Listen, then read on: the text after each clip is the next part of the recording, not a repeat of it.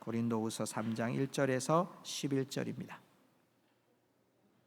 제가 가지고 있는 성경은 288페이지에 있습니다.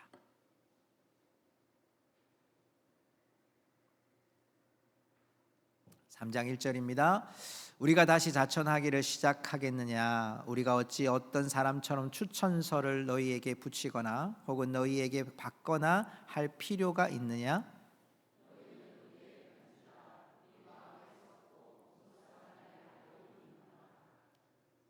너희는 우리로 말미암아 나타난 그리스도의 편지니 이는 먹으로 쓴 것이 아니요 오직 살아계신 하나님의 영으로 쓴 것이며 또 돌판에 쓴 것이 아니요 오직 육의 마음판에 쓴 것이라.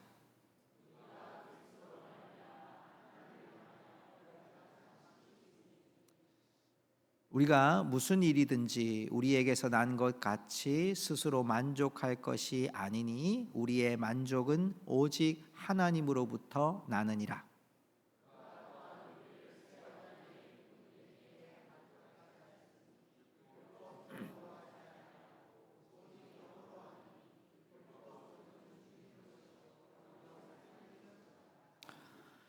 돌에 써서 새긴 죽게 하는 율법 조문의 직분도 영광이 있고 이스라엘 자손들은 모세의 얼굴에 없어질 영광 때문에도 그 얼굴을 주목하지 못하였거든.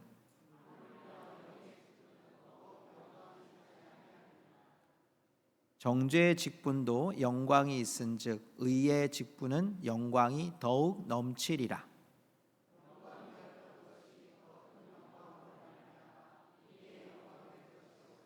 11절 같이 읽습니다. 없어질 것도 영광으로 말미암았은즉 길이 있을 것은 더욱 영광 가운데 있느니라. 아멘. 자리에 앉으시기 바랍니다.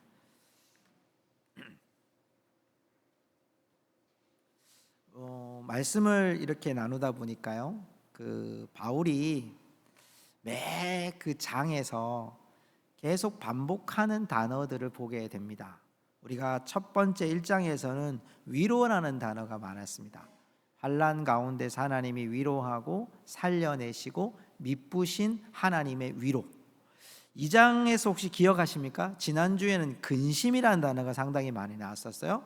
그래서 사탄에게 속하지 않는 우리의 삶, 그래서 온전한 향기가 되어야 될 것을 말씀하고 있는데요, 이 3장에서는 두 단어가 강조가 되고 있어요. 한 단어는 편지라는 단어고요, 한 단어는 영광이라는 단어예요.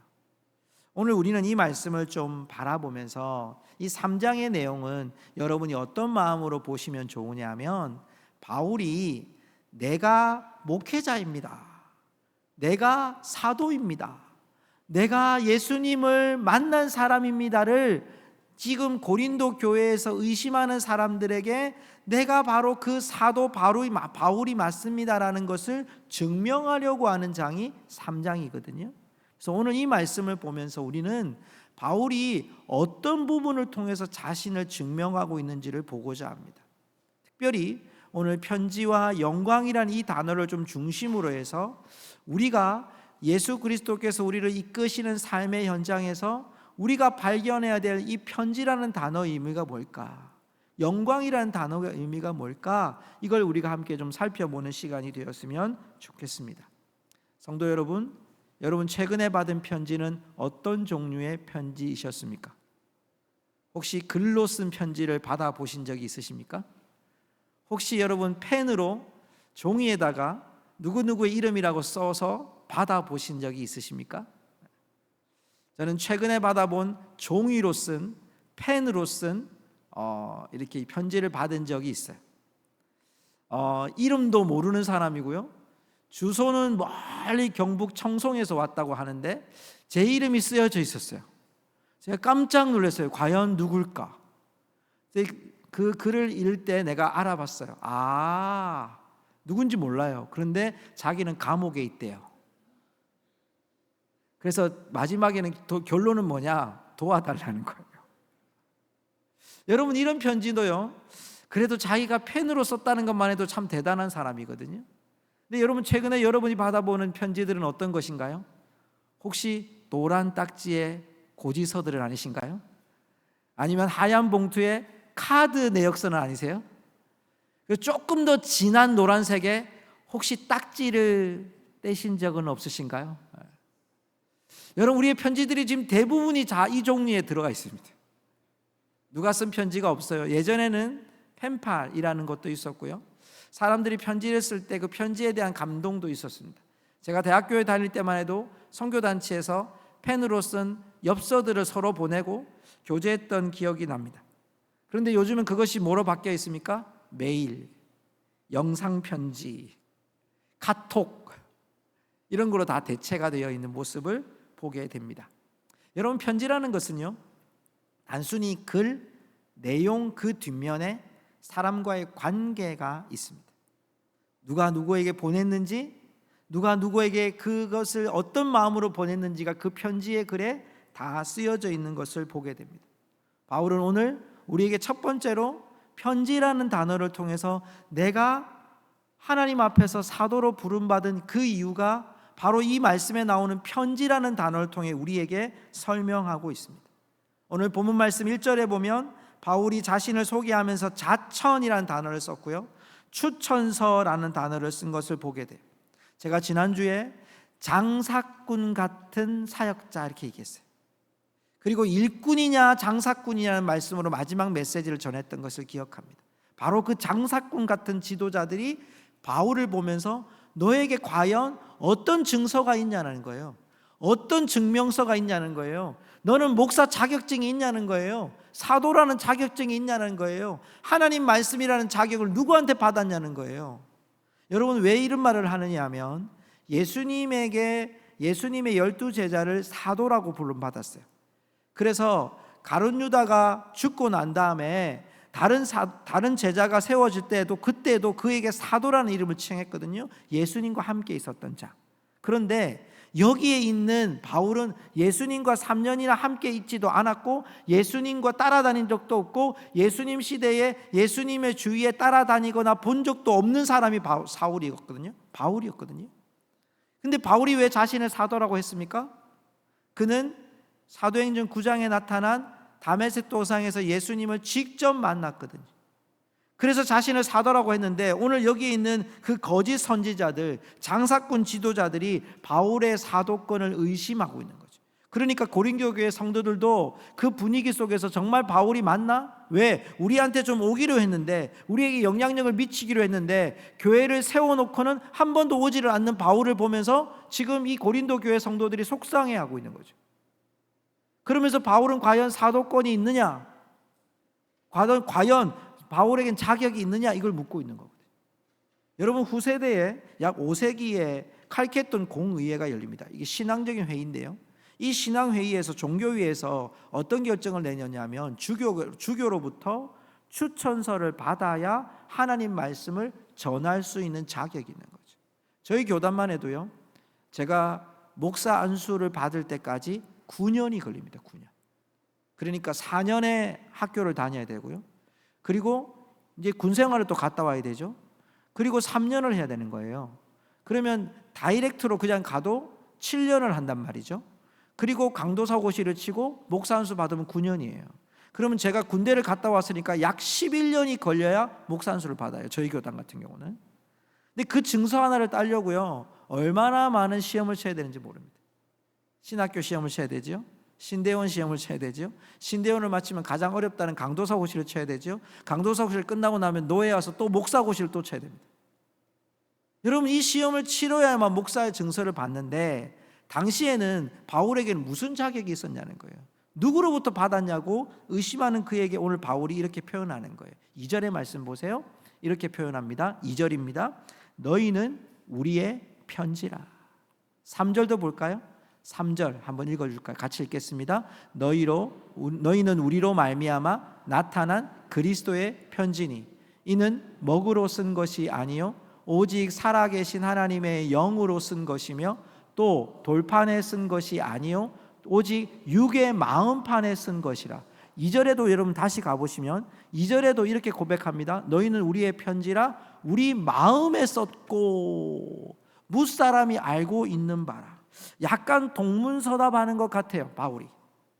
증서를 보여주십시오. 추천서를 보여주십시오. 당신이 진짜 사역자인지 보여주십시오라고 할 때 바울이 하는 말이 나의 추천서는 고린도 교회 여러분들입니다. 이렇게 고백하는 거예요. 여러분들이 그리스도의 편지고 우리의 편지입니다라고 고백하는 거예요. 이 말은 뭡니까? 내가 사도 된 것에 대한 증거는 고린도 교회 성도들이 신앙생활을 하고 있는 그것이 내가 지금 사도임을 증명하는 모습입니다라고 이야기하는 거예요. 그걸 어디에 썼다고 합니까? 2절에도 마음에 썼다고 얘기하고요, 3절에도 살아계신 하나님의 영으로 썼다고 말합니다. 사랑하는 성도 여러분, 여기에 특이한 번역이 나와요. 3절 말씀 볼까요? 오늘 본문 말씀 3절에 보면요, 이렇게 고백합니다. 너희는 우리로 말미암아 나타난 그리스도의 편지니 먹으로 쓴 것이 아니고 오직 살아계신 무엇으로 썼어요? 하나님의 영으로 썼다는 거예요. 육의 마음판에 쓴 이 하나님의 영으로 썼다는 표현은 다른 번역 성경을 보니까 성령으로 쓴 것이다 이렇게 돼 있어요. 그 말은 다른 말로 얘기하면 바울의 사역의 추천서는 뭐냐? 성령으로 거듭난 고린도 교회 성도들입니다. 여러분들이 나의 추천서입니다. 여러분들이 내가 사도임을 증명하는 추천서입니다. 고린도에 있는 성도들이 성령을 통해서 변화받은 여러분들이 바로 증거입니다. 추천서입니다라고 바울이 고백하고 있는 거죠. 여러분, 편지라고 하는 의미 속에서 그 편지는 사람들의 마음과 사람들의 감정이 상대방에게 전달되는 거예요. 하나님이 이미 고린도 교회의 성령으로 말미암아 바울이 사도로 직분을 감당할 때 교회를 세운 일들을 하게 하셨다는 거예요. 복음을 믿게 하셨고 얻게 하셨고 성취하게 하셨고 복음으로 심겨지게 하셨고 세워지게 하신 하나님의 은혜가 바로 고린도 교회 여러분들입니다라고 바울이 고백하고 있는 거죠. 성도 여러분, 우리는 누구입니까? 그리스도의 편지인 줄로 믿습니다. 우리가 예수 그리스도를 믿음으로 고백한 것은요, 내가 하나님과의 1대1의 관계가 맞아요. 그런데 하나님이 내게 믿음을 주신 증거가 누구냐면 우리라는 거. 우리. 하나님이 내게 구원의 은혜를 주신 그 증거가 어디에 있냐? 고성중앙교회에 있다는 거예요. 하나님이 우리 안에 내가 믿음을 가진 그 증거로 우리를 다 한 사람 한 사람을 편지로 불러주셨다는 거예요. 우리 한번 따라합시다. 나는 그리스도의 편지입니다. 여러분, 뭐라고요? 그리스도의 편지라는 거예요. 여러분이 믿음이 크냐 작냐 이게 중요한 게 아니에요.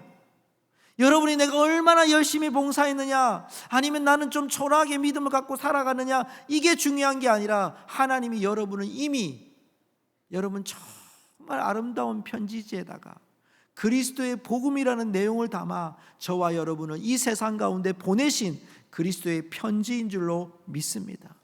여러분, 그것이 우리가 하나님이 이 땅 가운데 하나님의 백성이 있는 증거가 뭐냐? 바로 저와 여러분들이라는 거예요. 우리가 이 세상을 어떻게 살아가느냐가 얼마나 중요하냐면 하나님의 편지로서의 역할을 감당하는 거예요. 하나님의 복음의 편지로서의 영향력을 가지고 살아가는 거예요. 지난 한 주간 우리가 서울광염교회와 함께 동력했어요. 그분들의 대부분의 나이가 70세에 가까워요. 40명이 왔는데 20명이 70세래요. 제가 깜짝 놀랐어요. 근데 그분들이요, 우리 교회와 함께 일하는데 제가 너무 감사했던 게 뭐냐면, 보통 다른 전도팀에서 오면 우리가 한 거를 그대로 할 테니까 따라 하십시오 이렇게 해요, 보통 해요. 그런데 이 교회는 어떻게 하면, 목사님 어떻게 할까요? 제가 가장 바랬던 마음이 뭐냐면, 이 지역의 아파트나 어르신들이나 이런 분들한테 복음이 좀 다 전해질 수 있는 은혜가 있었으면 좋겠습니다. 제가 조금 욕심을 부렸거든요. 그래서 아파트가 몇 세대냐고 물어보더라고요. 그래서 제가 한 2000세대 된다 그랬어요. 제가 아파트를 다 꼽아봤거든요. 저기 삼획 아파트, 또 밑에 쭉 대명 아파트 이르기까지 성미 아파트 다 해보니까 율곡타운까지 다 합해서 한 2000세대가 되더라고요. 그래서 제가 여러분 크게 얘기했어요. 전도지 몇 장 필요하세요? 그랬어요. 2000장 이상은 필요합니다 그랬어요. 그랬더니 그 2000장 이상 전도지를요, 인쇄했던 걸 가져온 게 아니라 그 교회 10,000명이 넘는 서울광역교회 담임 목사님이 전도지를 직접 제작을 하신 거예요. 그 제작한 여러분, 그것이 여러분 중앙일보, 조선일보, 여러분 동아일보에 매일 나오고 있는 전도지예요. 그 전도지에 우리 교회 이름을 바꿔가지고, 우리 교회 이름, 우리 교회 예배 시간을 바꿔가지고 그 전도지를 주신 거예요. 그리고 아파트 곳곳에 그분들이 다 간 거예요. 그리고 우리 교회가 또 필요한 것이 뭡니까? 이제 이 지역의 어르신들을 섬겨야 됩니다. 그러니까 어르신들을 초청해 달라는 거예요. 감사하게도 우리 교회 권사님을 통해 가지고 우리 노인회한테 다 연락이 됐어요. 제가 깜짝 놀랐어요. 방송이 다 나갔대요. 방송이. 그날 비만 안 왔으면 엄청날 뻔했어요. 하나님께서 그런 일들을 하게 하시고 그분들이 우리 안에서 녹아지기 시작해요. 그래서 함께 동력하고 사역할 때 우리 지역에 있는 많은 어르신들이 교회를 알게 되고 복음을 알게 되고 하나님을 아는 역사가 일어난 줄로 믿습니다. 뿌린 것, 씨앗을 뿌린 것, 심은 것 우리는 알 수 없어요. 그러나 하나님 반드시 열매 맺게 하실 줄로 믿습니다. 저는 그런 마음이 도전이 되더라고요. 하나님, 우리 교회도 이 일을 할 수 있을 것 같습니다. 제가 기도하겠습니다. 하나님 마음에 감동을 주셔서 우리도 이 어르신들에게 또 이 지역에 이 복음 전하는 일을 지속할 수 있는 은혜를 주십시오.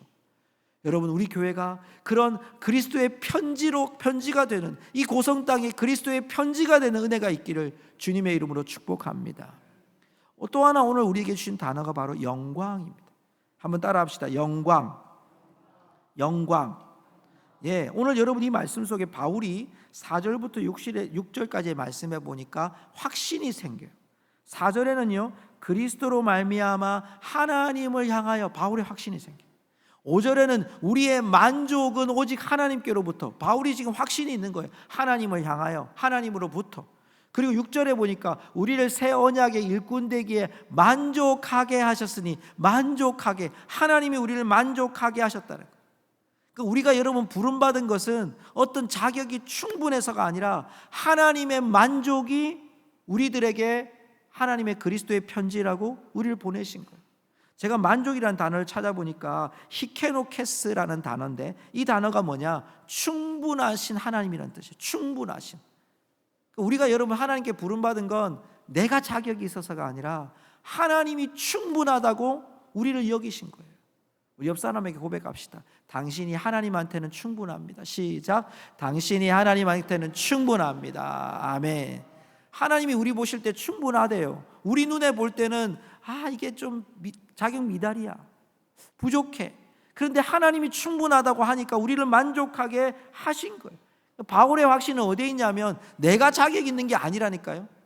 바울은 내가 사도로서 내가 하나님의 특별한 부르심을 받았다, 능력이 있다, 나는 이렇게 기도하면 사람들이 일어난다, 이것 때문에 자격이 있는 게 아니고, 하나님이 바울이 자격이 없는 것을 아시지만 하나님이 자신이 충분하다고 자격을 이미 부여하셨다는 거예요.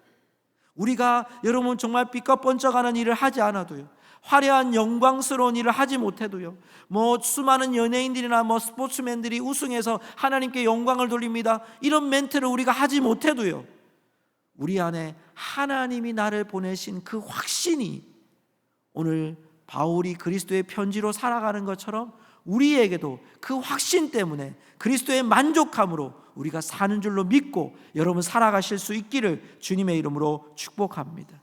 하나님의 작은 은혜가 뭡니까? 우리의 부르심 앞에 나를 불러주신 거예요. 그게 뭐냐? 영광이라는 단어. 오늘 7절의 말씀을 한번 볼까요? 오늘 여러분이 영광이라는 단어가 7절부터 18절까지 무려 13번이 나오는데, 이 영광이 뭐냐면 잘 보면 이 비교를 해놨어요. 돌로 써서 새긴 죽게 하는 율법의 조문의 직분도 영광이 있어.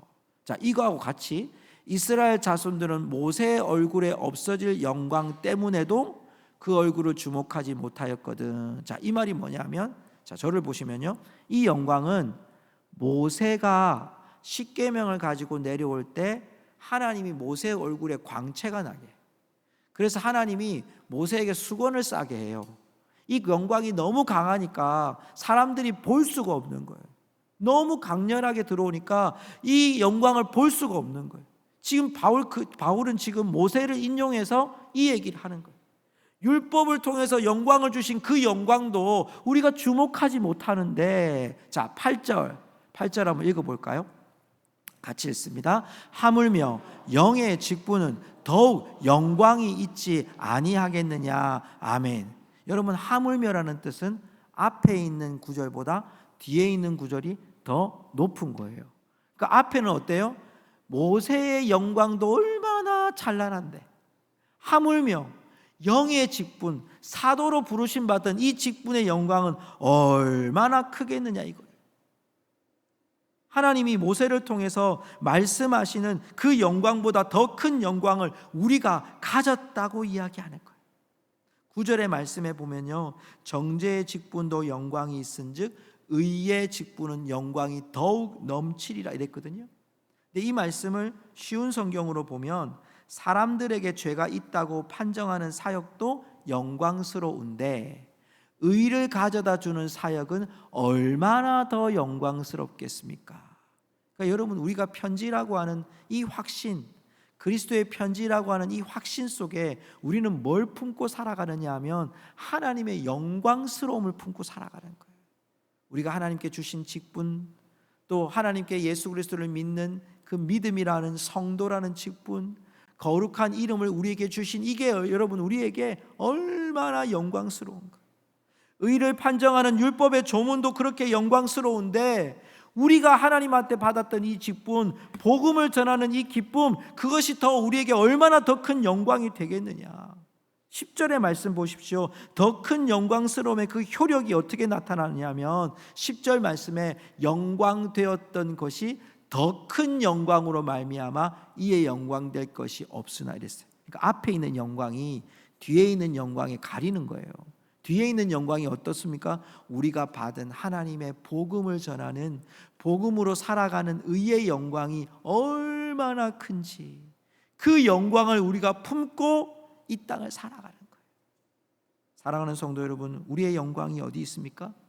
오늘 본문 11절 말씀에 보면요, 그 말씀을 이렇게 고백해요. 없어질 것도 영광으로 말미암았은즉 길이 있을 것은 더욱 영광 가운데 있느니라. 영원한 영광이 우리에게 있는 줄로 믿습니다. 그 영광을 품고 우리가 오늘을 사는 거예요. 그 영광 때문에 우리가 하나님 앞에 땀을 흘려 수고하는 거예요. 그 영광 때문에 우리의 부족하지만 하나님 아버지 앞에 신실한 그리스도인으로 오늘을 살아가는 거예요. 그 영광 때문에 우리에게 절망도 힘겨움도 있지만 우리가 서로에게 그 영광스러움이 되어지기 위해서 오늘을 우리가 살아가고 있다는 것입니다. 사랑하는 성도 여러분, 우리가 살아가는 삶의 연장에서 자칫 이 영광스러움을 놓칠 때가 있습니다. 나를 부르심이 맞는가 의심할 때도 있고요. 내가 예수 믿는데 이것밖에 안 되나 라고 하는 연약한 모습을 보일 때도 있습니다. 그러면서 왜 나는 좀 뜨거운 믿음이 되지 못할까? 지난주 금요일 날 금요 기도회를 마치고 내려가서 아이들을 기도해 주는 자리에 갔는데 이제 기도를 하고 이제 통성 기도를 하고 제가 마무리 기도를 하고 끝났는데 두 아이가 계속 울고 있는 거예요. 이제 제가 이제 어린이 사역을 하면서도 보면 아이들이 우는 게 한 두세 가지 이유가 있어요. 하나는 무서워서, 하나는 분위기가 너무 무서워가지고 애들이 우는 거예요. 또 하나는 진짜 하나님을 만났을 때 회개하고 통회하는 눈물이 있어요. 또 눈물이 뭐냐면 선생님이 너무 때려가지고 뒤에서 막 자꾸 기도해 이러면서 때려가지고 애가 막 아파가지고 우는 경우도 있어요. 근데 어제는 두 번째 경우였어요. 확인하고 물어봤어요. 선생님들을 통해서 애가 왜 이렇게 울었을까요? 아이가 계속 우는데 하나님이란 이름만 불러도 아이들이 우는 거죠. 우리 성도님들이 기도해 주셔서 참 은혜가 임하는 모습을 보는데요. 여러분, 그럴 때는 참 목회자의 마음에 흐뭇함도 있고 하나님, 나도 저런 마음들이 좀 있으면 좋겠습니다. 그럴 때가 있어요. 참 우리의 연약함들이 고백되어지잖아요. 믿음이 늘 우리가 제자리에서 맴돌 때도 있는 거예요. 소위 좀 은혜를 체험할 때는 좋은데, 기도의 응답을 받을 때는 좋은데 큰 비가 우리의 인생 가운데 팍 떨어지면 마치 우리 인생의 사형 선고를 받으면 또 때로는 우리 마음에 상해가지고 교회를 안 가고 싶고 하나님 부르고 싶지 않을 때도 있고, 신앙적으로 좀 멀찍이 편안하게 신앙생활하고 싶을 때도 우리에게 있을 수 있어요. 사랑하는 성도 여러분, 그런데요, 우리에겐 보이지 않는 명함이 하나씩 있습니다. 그건 뭐냐면 그리스도라고 하는 명함이에요. 우리는 그리스도의 편지라고 하는 명함을 가지고 내 심장에 하나님의 영광을 품고 사는 자들이 바로 그리스도인인 줄로 믿습니다. 오늘 저는 이 말씀을 함께 나누면서 또 다짐하고 또 다짐하는 것은 내가 이 땅에 사는 것이 아니구나. 내 인생 얼마나 살지 모르겠지만 그 인생이 내 인생이 내 것이 아니구나를 또 기억하게 돼요. 왜? 하나님이 나를 자격이 충분하다고 불러주셔서 목사가 되게 했어요. 하나님이 자격이 충분하다고 하나님이 여기셨는데, 내가 하나님 앞에서 내 상황이 변한다고, 내 환경이 변한다고, 내 부르심에 대해서 하나님 왜 부르셨어요? 왜 이런 환경 주셨어요? 왜 나에게는 이런 고통을 주셨어요? 우리가 말한다면 하나님 마음이 얼마나 아프시겠습니까? 성도 여러분, 말씀을 맺습니다. 우리 삶 속에 정말 하늘나라의 스펙을 가지고 하나님이 부르신 그 하나님이 우리에게 부여하신 영적인 스펙을 가지고 여러분, 이 세상에서 그리스도의 편지로 영광을 품은 그리스도인으로 살아가는 우리 성도들이 되시기를 주의 이름으로 축복합니다. 오늘 귀한 찬양을 함께 나누면서 말씀을 맺고 싶은데요, 하나님의 부르심이라는 찬양입니다.